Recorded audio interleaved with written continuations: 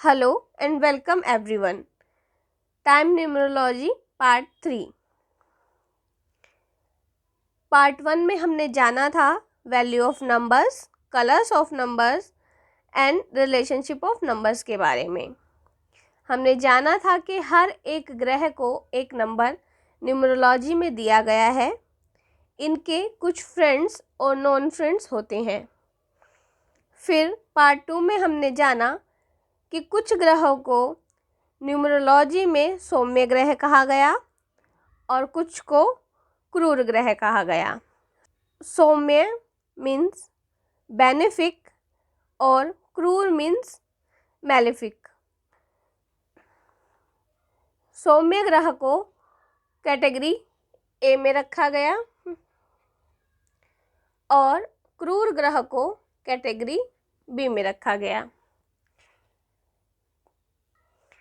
Category A में आने वाले ग्रह हैं moon 2 number, Venus 6 number, mercury 5 numbers and Jupiter 3 number. Malefic यानी क्रूर ग्रह की टीम में आने वाले प्लैनेट्स हैं sun number 1, Rahu number 4, Ketu number 7, Saturn number 8 and Mars number 9। Numerology में या टाइम न्यूमरोलॉजी में टीम ए के सभी ग्रह टीम बी के सभी ग्रहों के अपोजिट हैं। अब जानेंगे कि इसमें आंसर या उत्तर किस प्रकार पाया जाता है। चलिए शुरू करते हैं।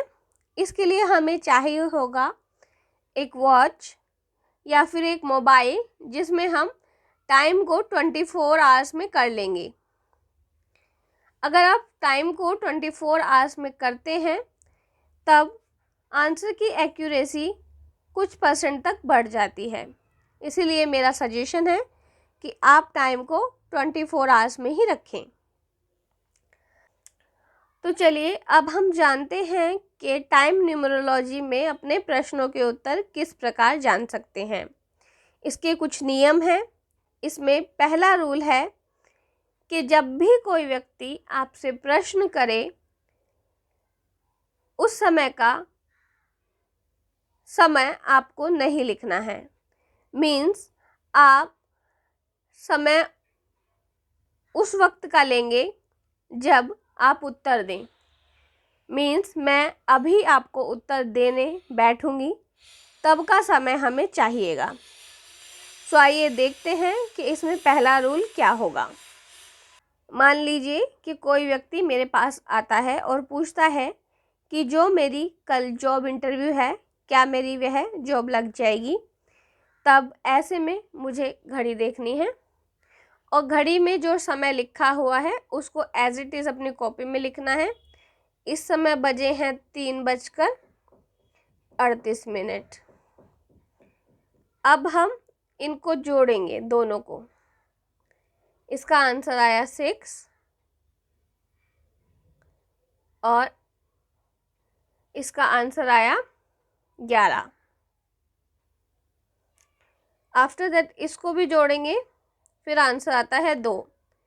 अब ये देखेंगे कि 6 और 2 कौन सी टीम में आते हैं। सौम्य ग्रह की टीम के ये दोनों ग्रह हैं टीम ए और टीम ए। इसका पहला रूल हुआ कि दोनों ही मेंबर टीम ए के होंगे, तब आंसर होगा हाँ, यस, आपका इंटरव्यू अच्छा जाएगा और आपको ये जॉब लगने के चांसेस अच्छे हैं। अब हम इसका रूल नंबर 2 देखेंगे। फिर से हमने समय देखा और इस समय बजे हैं 3:40। फिर से हम इसको जोड़ना है। ये आवर में होगा और ये मिनट्स में। इसका आंसर आया 6 और 4। अब हम देखेंगे कि 6 नंबर जो है टीम ए का मेंबर है और 4 नंबर टीम बी का मेंबर है। देन ये रूल हुआ ए एंड बी, इसमें एक सौम्य ग्रह है और एक क्रूर ग्रह है, तो इस प्रश्न का उत्तर नहीं में होगा।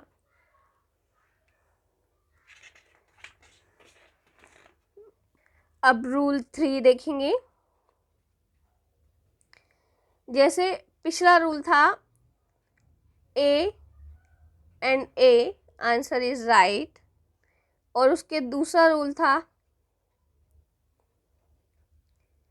और सेकेंड रूल था team A and team B answer is wrong. Next होगा, अगर मान लीजिए हमारे दोनों ही मेंबर टीम बी के आ जाते हैं, देन अगेन आंसर ही होगा यस, क्योंकि दोनों में टीम के मेंबर एक जैसे आ गए हैं।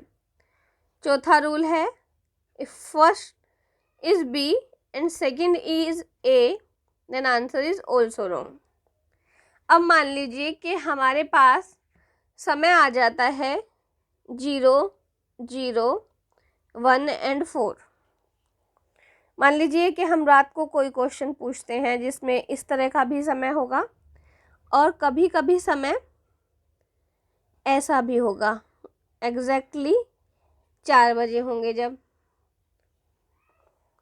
सो 0, 0 वाली स्थिति में हम सिर्फ एक नंबर्स को देखेंगे, इसको प्लस करेंगे, तब आएगा 5।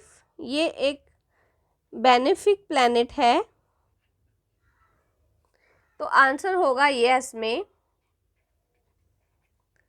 ये रूल हुआ 5 एंड 6 नंबर इज, अगर पहला नंबर है क्रूर ग्रह, 4 इज मेलेफिक,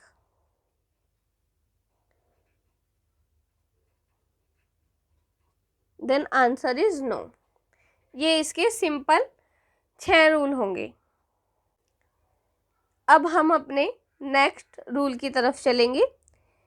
मान लीजिए कोई व्यक्ति हमसे कोई क्वेश्चन तो पूछता है, लेकिन वो अपना क्वेश्चन हमसे शेयर नहीं करना चाहता, पर हम जानना चाहते हैं कि उसका जो क्वेश्चन है वो किससे रिलेटेड हो सकता है। तब हम टीम ए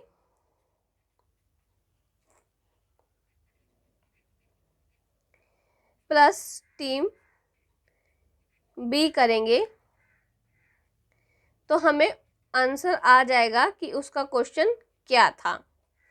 मान लीजिए इसमें 6 और 2 को जब हम प्लस करेंगे तो आंसर आया 8, मीन्स उसका अपनी लेबर से रिलेटेड कोई प्रश्न हो सकता है, या फिर कोई स्ट्रगल उसकी लाइफ में चल रहा है। और एक एग्जाम्पल हम और ले लेते हैं इसमें।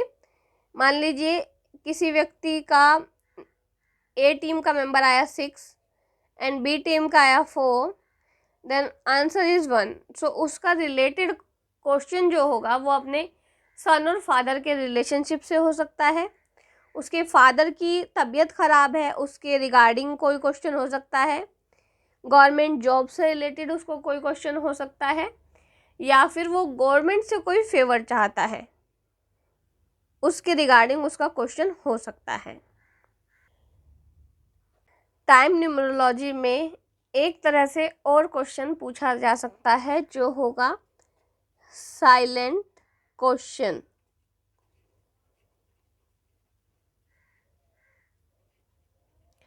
इसमें कोई भी व्यक्ति आपको अपना प्रश्न नहीं बताना चाहता, केवल आपसे उत्तर चाहता है। तब आप उसे कहेंगे कि 1 से लेकर 108 तक की कोई भी संख्या को वह आपको बताए। तब आप उसे मान लीजिए कि उसने आपको बताया है 53, तब आप उसे 12 से भाग देंगे। 12 इसलिए क्योंकि साइलेंट क्वेश्चन के सभी आंसर्स 12 ही निकलते हैं, इसीलिए आप उसे 12 से भाग देंगे, डिवाइड करेंगे।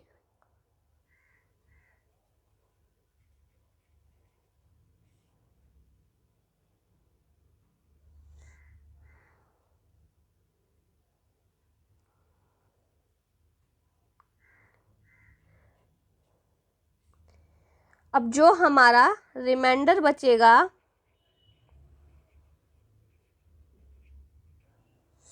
वही हमारा आंसर होगा, और सभी आंसर्स की लिस्ट आपको दे दी गई है। आप उसके अकॉर्डिंग वहाँ से उत्तर देखें और उसे बता दें। Thank you everyone, thank you for joining time numerology.